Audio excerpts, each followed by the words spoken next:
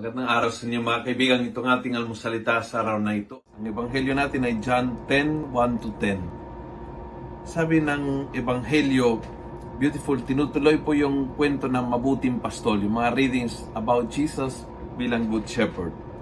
Sabi niya, the keeper opens the gate to him and the sheep hear his voice.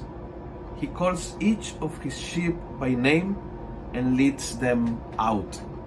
So yung isang katangian ng mabuting pastol ay tinatawag isa-isa mga tupang by name. Kilala niya isa-isa at kilala ng mga tupang tinig ng pastol, and he leads them out. Ano bang kulungan na kailangan ang Panginoon nang gagaway sa iyo para lumabas ka? Ano bang gulo kung saan ka nakakulong ngayon na kailangan gabayan ka ng Panginoon palabas? Ano bang sitwasyon na parang nagiging kuweba, nagiging kulungan, nagiging jail para sa iyo, at ang Panginoon lang ang makakalabas sa iyo ng sitwasyon na yan? Pakinggan mo siya. Magiging personal ang relationship mo sa Kanya. Kaya mo natatawagin Kanya by name. Pakinggan mo ang Kanyang tinig.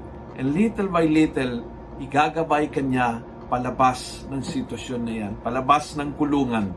Palabas ng nakaka-oppress. Palabas na nakakakulong sa iyo.